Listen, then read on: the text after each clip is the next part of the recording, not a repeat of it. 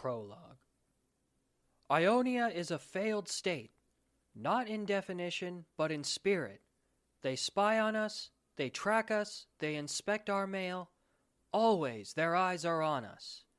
Always they are searching for any sign of activity that does not perfectly suit their dogmatic ideals. This cannot continue. We, the proud Ionians of the liberation movement, will take a stand. Only from the destruction of the old can a new, better, free Ionia rise up from the ashes. We will tear down this mockery of a nation and rebuild a home we can be proud of. The end is a new beginning.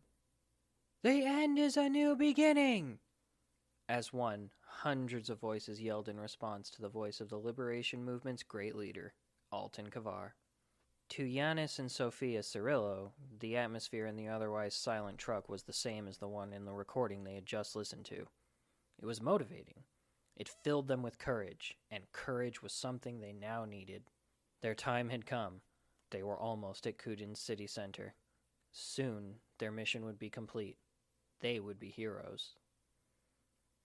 There was no space for doubt now, yet the couple still had room for concern.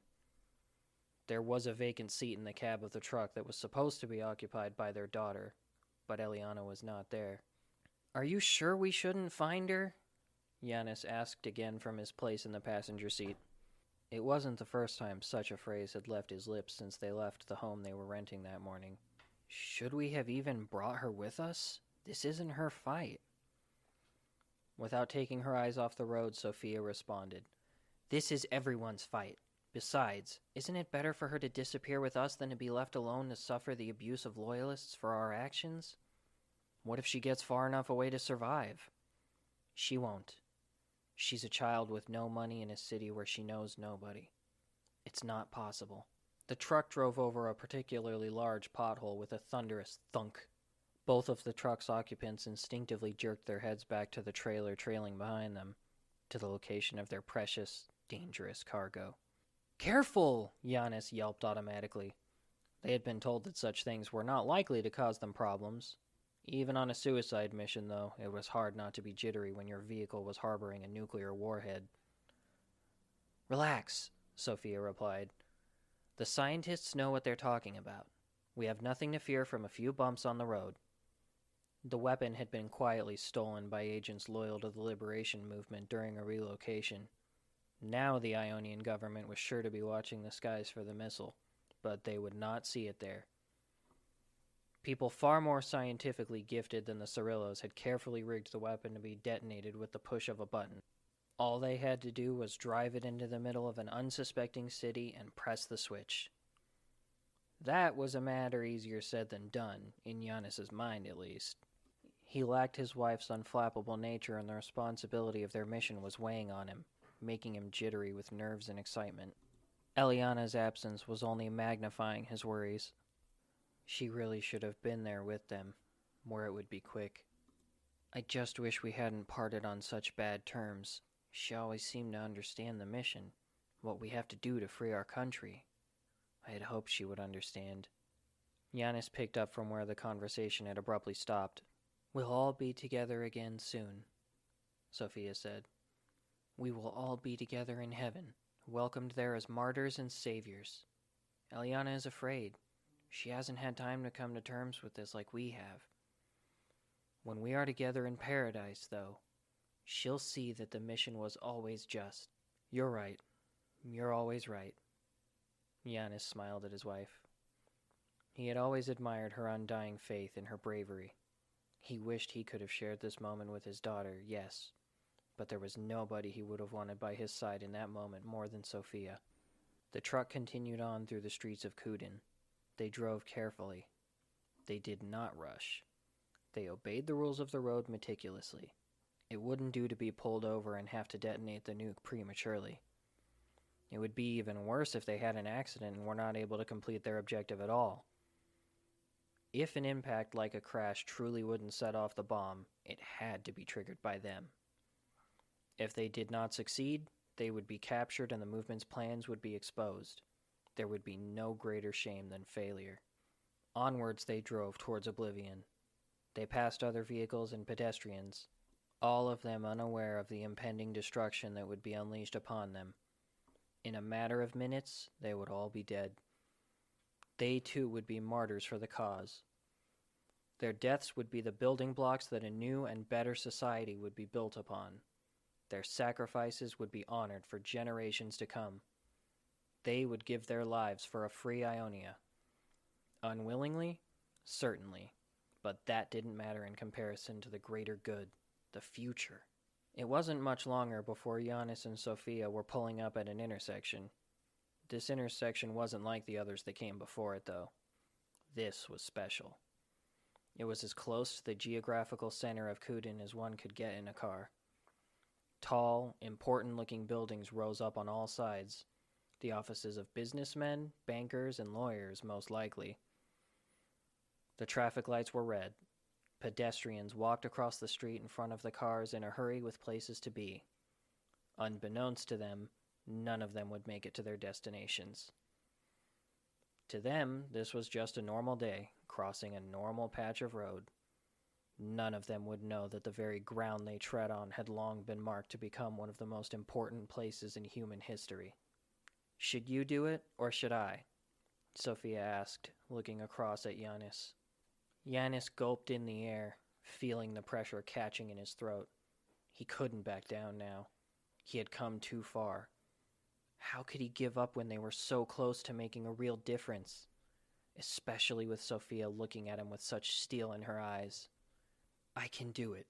He opened the glove compartment and pulled out the detonator. It was a small, cylindrical electronic box with a single button at its tip.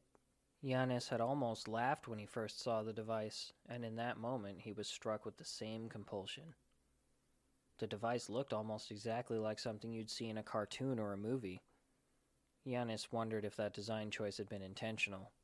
If it wasn't, was it that way out of necessity, or was it a subconscious thing? Was this just how things that set off weapons of mass destruction were supposed to look? In the end, it didn't really matter. He wasn't going to get the chance to ask. In just a moment, he would push the button and his life would be over in less than a second. "If you can't do it, I can." The voice had come from Sophia, of course. She was the very picture of calmness, but for the fervent resolve in her eyes. She was committed. Once again, Yiannis was struck with an intense wave of admiration for the woman he had chosen to spend his last living moments with. He wouldn't let her down. "No, I can do it. Let's count down from 10. "Okay," Sophia said. "Count it in. We're about to make history." Yiannis nodded. "I love you." "I love you too." He took one last deep breath and started counting down. 10, 9. Sophia reached out and grasped Yiannis' free hand. Her darker fingers mingled with his pale ones, the inverted omega tattoos on the tops of their hands facing away from each other. 8, 7. The traffic lights had turned to green and a discordant chorus of car horns was blaring behind them. The Cirillos could barely hear them. They focused on their own counting, on the critical moment they were sharing together. Nothing beyond the boundaries of their truck mattered any more in that moment. 6, 5. Behind them, a car door slammed shut angrily and heavy footsteps could be heard approaching them. A deep, booming, and furious voice yelled at them, growing louder with each step. "Hey, asshole! The light's green! Move!" Neither Yiannis nor Sophia made any effort to acknowledge the inconsequential noise beyond the cab's walls. He wasn't important. They continued to count, even as he reached them. 4, 3. The man was outside Yiannis' window now, banging on the door and peering in at them. He screamed threats and obscenities at them. He even tried opening the door, but it was locked. The countdown continued. 2, 1. "The end is a new beginning," Sophia said, a single tear of joy dropping down her cheek. Yiannis pressed the button and the sound of the man screaming and shouting outside the car stopped. The sounds of the car horns behind them stopped. Everything went white. In an instant, everything within a 2-kilometer radius of the truck was simply gone, vaporized by a plasma fireball. Everything even remotely flammable for nearly 15 kilometers in every direction was suddenly ablaze. In milliseconds, hundreds of thousands were dead. That was just the beginning of the horrors that unfolded in Coeden. Over the next seconds, minutes, hours, and days, millions more would be dead and countless others injured. Meanwhile, some distance away from the immediate blast radius, a 12-year-old girl was hurriedly backing away from the window of the house her parents had temporarily rented. Tears born from a mind-wrecking combination of fear, grief, and guilt streamed down her face as the horizon was blotted out by a blinding white light. A moment later, her vision went dark. Chapter 1. Hector was jostled awake by the sound of a hand hammering on his door and his father's irritated yelling from the other side of it. "Wake up! You're not going to miss your bus, and I won't have you missing more school." Hector rubbed the sleep from his eyes and sat up. Dim, wintry sunlight was trying to force itself through his curtains into his modest bedroom. The light fell directly onto the exposed rack of clothes where his green military-style school uniform hung. It was as though the heavens themselves were agreeing with his father's yelling. Unfortunately for the heavens, Hector was not interested in their opinion. His distinct lack of motivation and enthusiasm hung over him like an oppressive weight. He slumped back down into the bed and stared up at the featureless white of his ceiling. Hector's door flew open, banging loudly against the wall, probably leaving a nice little dent for him to be blamed for later. He nearly bolted upright as his father stormed into the bedroom with his mother trailing behind him. Hector might have leapt up with shock, surprise, or even indignation, but he lacked the energy. "Get out of bed and move it! You're acting like an embarrassment. We never had trouble like this with George when he was in school." "I'm good." Hector rolled over onto his side, turning his back on his parents. Of course he would never be as good as George, his superior older brother. George never missed a day of school, never scored less than an A. He had been good at sports and had respectful and responsible friends. At least, that was how his parents liked to tell it, routinely to anyone who would listen, and frequently to people who wouldn't.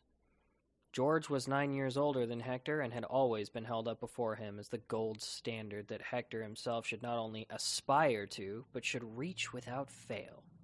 Even now, George was serving their great nation with dignity, as his father put it, having elected to remain in the military voluntarily even after his mandatory service was over.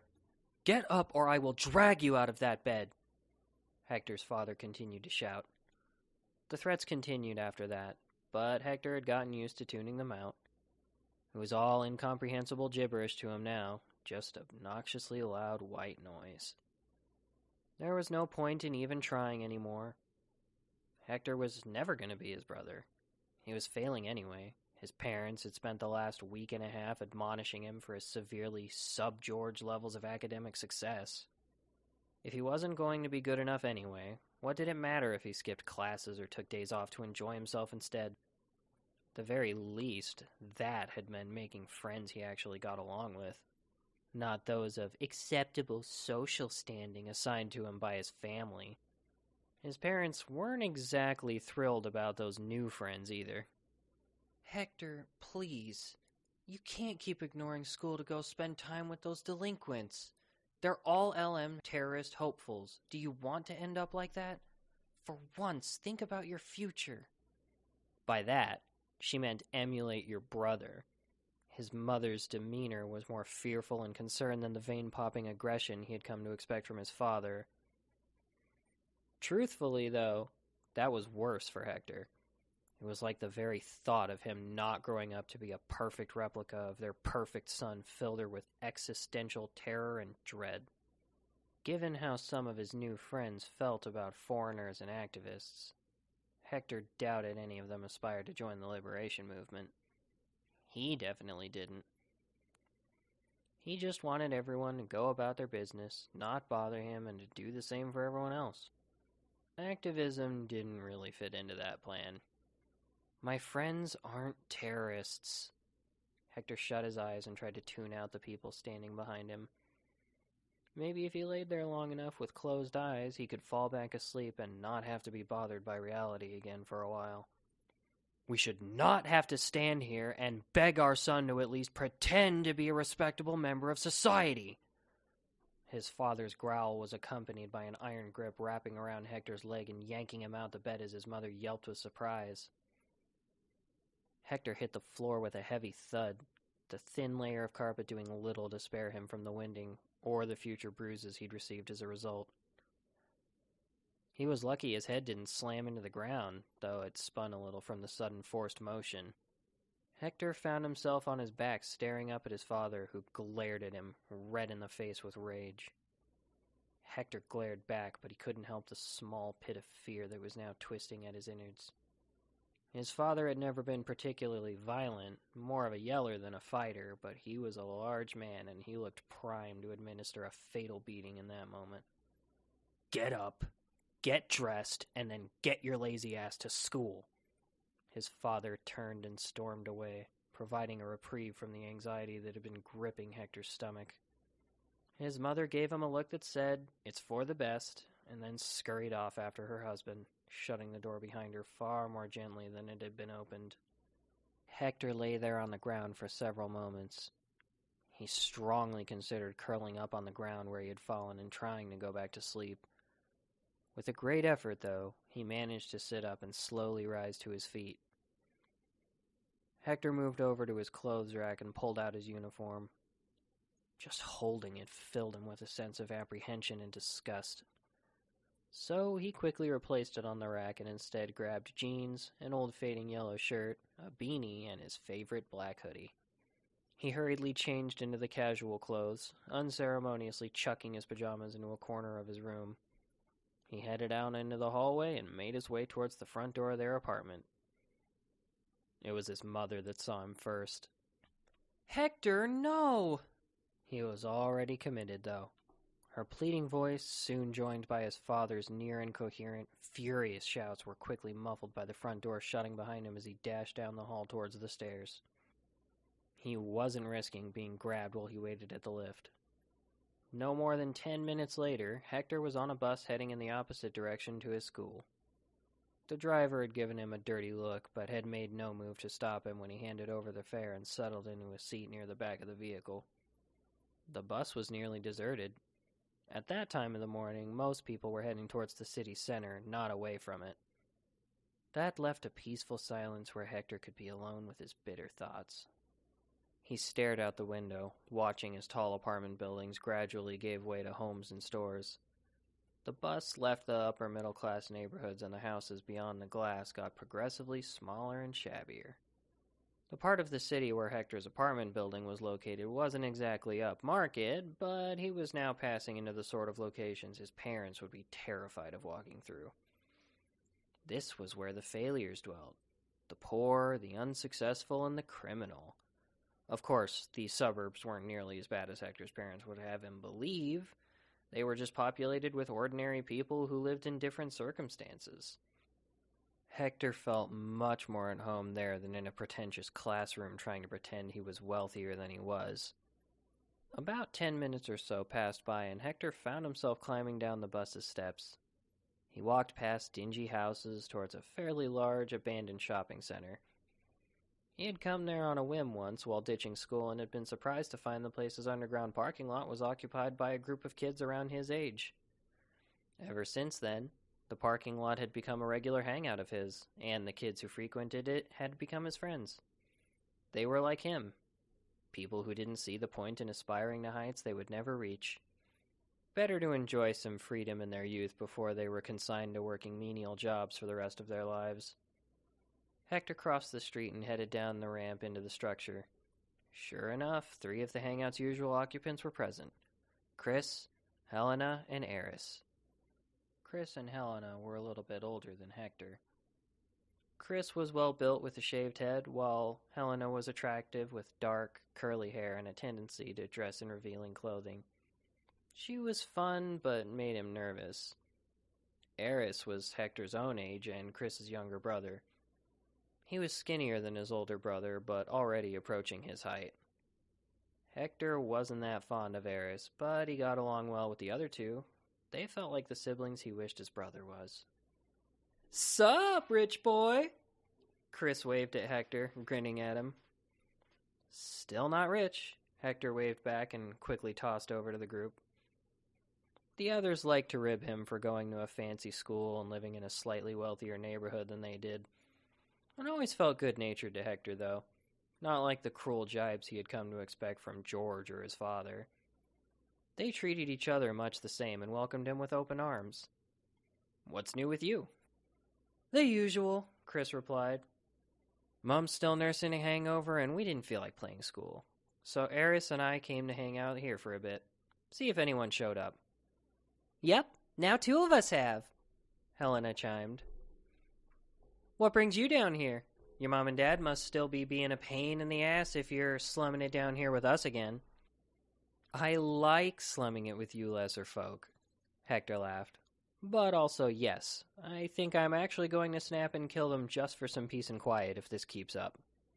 "Must suck having folks who give a damn," Eris said with a roll of his eyes. "I would gladly trade," Hector replied. "My dad straight up attacked me this morning after he and Mom were done yelling at me for like an hour because I'm not my brother." "Don't start this shit again, Eris," Chris said, much to his brother's irritation. "Yikes, sounds like you still got it pretty rough," Helena said, ignoring the brothers staring daggers at each other next to her. "You alright? He didn't hurt you too bad?" "Nah," Hector said. "My dad's not brave enough to really hurt me. He's more bark than bite." "Sounds like someone I'd pay a visit to," Chris said. "Tempting offer. I'd love to see that," Hector laughed again. "So, what were you up to before I rudely interrupted?" "We were going to head back to my place for a bit, actually," Chris shrugged. "Not for long, but Mom should be passed out enough for us to get into her liquor stash and bring some back. It's clearly one of those days." "Tell me about it," Helena interjected. "My morning wasn't much better than either of yours." "You want to come with?" Chris asked. Hector thought about it. He had never actually been to Chris and Eris's house before. He knew roughly the direction it was in and that it wasn't too far off, but that was about it. He still wasn't that eager to find out, really. He rarely joined in with the drinking that often went on in their hangout. He claimed that the taste didn't agree with him, which wasn't entirely untrue. Really, though, he was just scared about what might happen if his parents found out. Today, though, maybe he would imbibe. But he wasn't interested in potentially confronting an angry, hungover mother to do so. He had dealt with adults screaming hysterically at him enough that morning. "I think I'll just chill here and wait for you to get back," Hector said.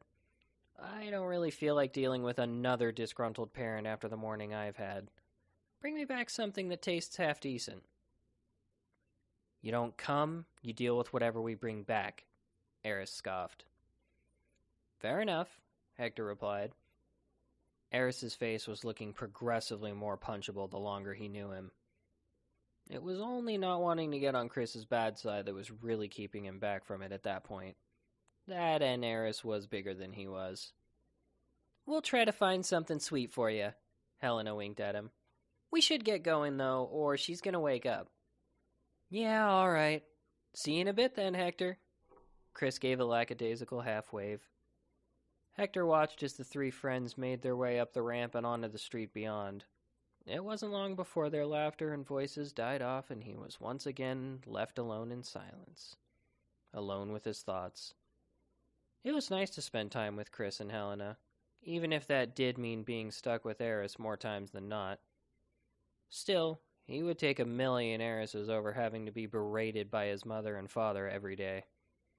He longed for the day he could leave that behind and just live his life, mediocre as it was liable to be. Of course, he still had another 4 years before he was legally an adult and could just walk out the door and never go back. Inevitably, he would go home that evening and have to deal with the consequences of abandoning his education yet again. That meant several more hours of his mother's disappointment and father's blind fury. He felt no guilt for upsetting them. They brought this on themselves. But that didn't mean he was immune to the way it made him feel. Hector looked around his surroundings. Dirty concrete pillars, cracked cement walls, and old fading asphalt ground. Featureless, really. For just a moment, he entertained the childish thought of just staying there in the parking lot and not returning home at all. It wasn't long before Hector discarded the idea. He liked to think he didn't have particularly lofty expectations for his living environment, but he was fairly certain he was not really cut out for the homeless, runaway life. Hector pulled out his phone. Just keeping it charged and maintaining internet access would be problematic. His parents paid for his plan, for one thing. There wasn't an easy source of electricity either. Hell, he didn't even have his charger with him to begin with. Truly, even if fleeting, it had been a ridiculous notion. He sighed and pressed the button on top of the phone to open the lock screen and check the time. It had just gone past 8:30 a.m. Time for classes to start. He was officially a truant again. He put his phone back in his pocket and sighed again. The thought simultaneously made it feel like a weight had been lifted from his shoulders and filled him with anxiety when he remembered the consequences he was bringing down upon himself. It was almost like there was a vibration in the air or shuddering in the ground. Hector had never felt his worries so viscerally before. It surprised him. Wait. What is that? Hector had barely realized that what he was feeling was not symptomatic of his anxieties, but a very real shaking of the air and ground around him when, suddenly, his ears were full of a deafening thunder. The next instant, he was hit by something he didn't see and thrown across the parking lot. Everything went dark and his consciousness was blasted away as he hit the ground. Hector's eyes flew open. He tried to sit up but found his body felt heavy. His vision was blurry, his joints ached, and there was splitting pain in the back of his head. The movement brought on an intense wave of dizziness, and a nauseous feeling settled into the pit of his stomach. More slowly this time, Hector moved into a sitting position. His vision was gradually starting to clear up, but the visibility in the parking lot wasn't getting much better for it. Dust and debris hung in the air like a fog. It was perilously thick. He would have to be careful if he tried to move through it. Hector gingerly stood up.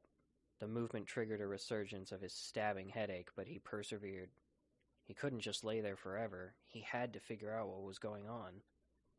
He reached a hand under his beanie and pressed it there. The contact stung and he felt a wet sensation. A look at his hand confirmed that he was bleeding a fair bit, so he pulled off his beanie and pressed it firmly against the rough place the wound was located. He grit his teeth as the pain intensified with the pressure. He remembered hearing once that head injuries would often appear more severe than they were because the scalp bleeds easily and a lot. Still, he was afraid. One moment he had been standing around, the next he was laying on the ground. Now he was injured and there was dust in the air. Had it even been just a moment? The realization that he wasn't sure how long he had actually been lying on the ground started to dawn on Hector. Maybe there was an earthquake? Carefully, Hector staggered towards the exit. Each painfully slow step brought on a new wave of dizziness and made the sick feeling in his stomach grow stronger. But remaining there in the hazy underground was a thought that filled him with an intense disquiet. As he walked through the dust cloud, he started seeing signs of damage to the structure. Hector didn't know much about architecture or engineering, so he couldn't be sure how bad the damage was or how dangerous it would be to stay put. However, seeing large cracks in several of the cement columns inspired him to move a little bit quicker, headache and dizziness be damned. Reaching the ramp, Hector clambered over the rubble strewn across it to reach ground level. Here, the blanket of detritus cleared out just enough to stop Hector in his tracks. He rested his hand on a partially destroyed guardrail to steady himself. He felt a sinking sensation deep inside and a hard lump formed in his throat.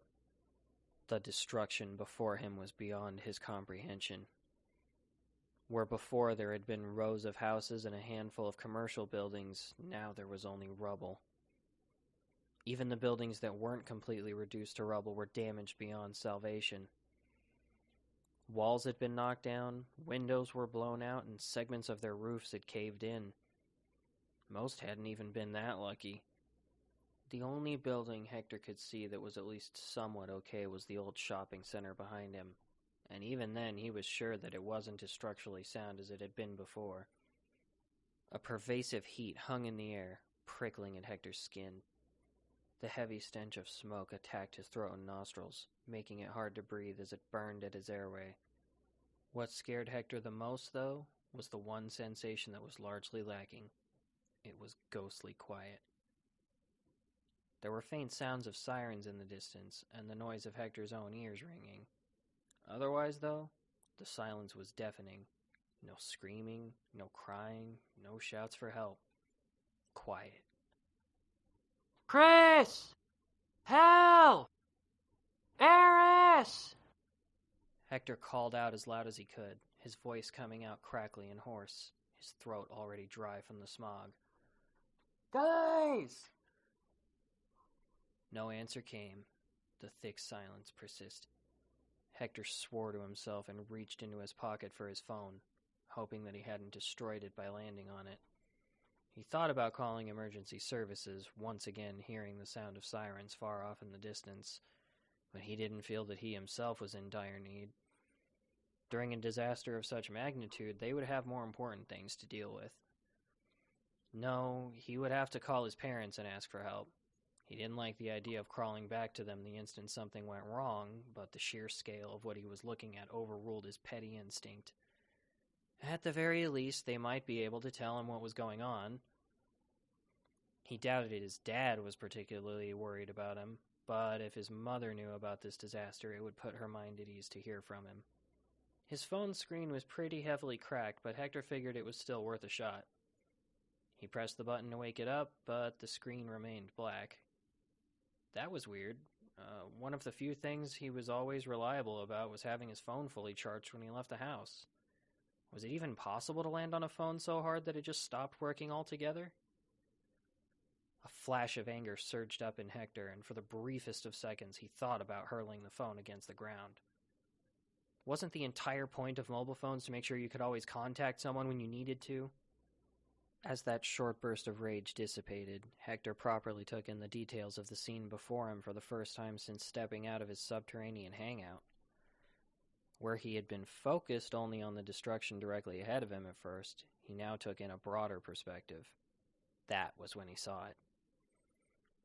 In the direction of the city center, the city was aglow with red-orange light. The kind that could only come from fire. A singular, mighty blaze, or hundreds of smaller infernos. The city itself seemed wrong, too, less dense and shaped differently. It was as though several buildings had just vanished from existence. Above it all, although Hector had to squint through the haze to see it, he could make out the remnants of a great billowing cloud. It was heavy and rounded in shape, as though a great umbrella had been unfurled over Coeden. Or like the cap of a mushroom. But surely it couldn't have been. There was no way it could actually be what it looked like. Yet, even as those thoughts occurred, Hector saw time winding back in his mind's eye. He could envisage the gigantic plume of a mushroom cloud rising up as the shockwave that leveled the buildings and knocked him out raced outwards.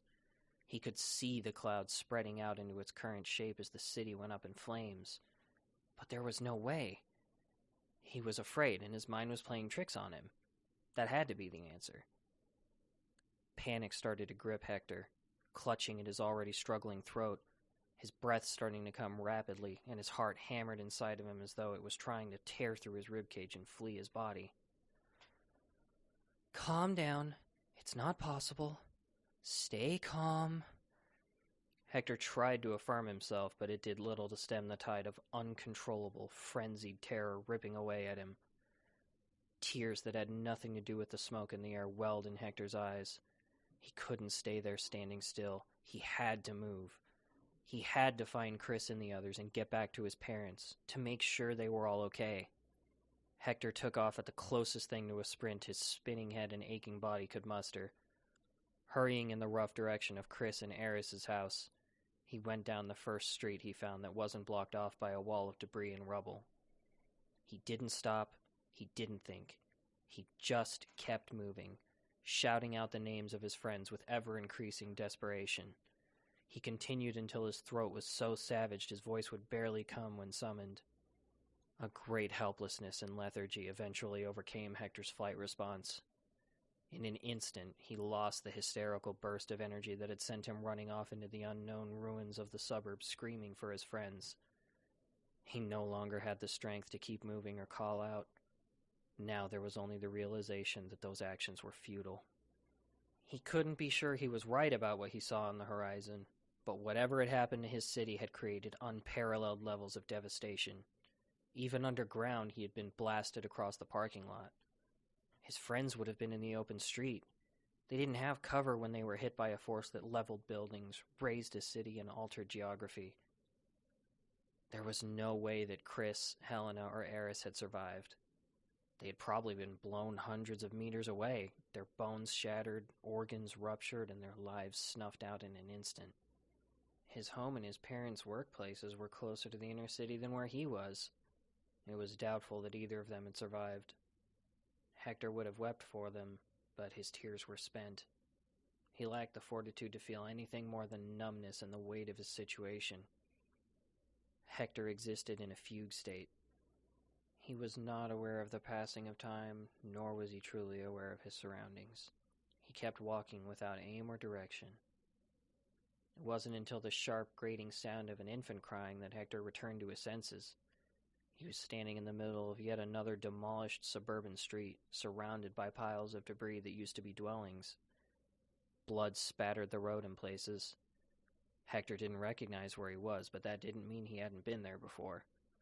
For all he knew, he was standing on the very street that the brothers had lived on. Or Helena. Impulsively, Hector followed the sound of the baby's cries up the road, eventually finding the source, what remained of a small duplex structure. He walked up the cracked driveway and across the ruined garden to the area he thought the front door might have once stood in. The cries continued from within the pile of brick, glass, and mortar, but there was no way through. Carefully, Hector tried to circumvent the decrepitude, climbing over pieces of rubble as carefully as he could. Much of the mess felt too unstable to traverse, so it took a long time before he reached where the back of the houses used to be. What was there now was the disintegrated nightmare fusion of the duplex and the homes that had stood on the street behind them. As he worked his way around, the crying and squealing of the baby grew in volume. It was now the loudest where Hector was. With a dulled sense of revulsion, Hector realized it was entirely possible that he was standing directly over the child. Cautiously, he crouched down over the rubble and peered through the gaps. Beneath him, he could see only darkness. He crept forward, looking through a more raised patch of the pile ahead of him. A little more light got in here, and he could see pieces of the interior decoration and furniture mingled with fragments of the complex's exterior. He thought maybe he saw a human arm, sitting there amidst the wreckage, unmoving. It could just as easily have been his imagination at that point. It was hard to say. Even as the baby cried louder, Hector realized there was no way he could safely get inside the destroyed house, if he could get in at all. It would take a whole team of experienced rescuers to free the poor kid. So, with resignation, Hector clambered back around the rubble to the unfamiliar, blood-spattered street. He took one last, mournful look at the demolished building he had just investigated. Then he continued walking, doing his best to tune out the cries in his wake. He was vaguely aware that he should have felt bad about the choice he had just made, yet he could not muster up any regret. He could not feel guilt at that moment. All that mattered was his next step. He was an empty vessel of flesh mechanically wandering the corpse of his city, focused solely on his objective because he could process nothing else. He would look for other survivors elsewhere. That was all he could do.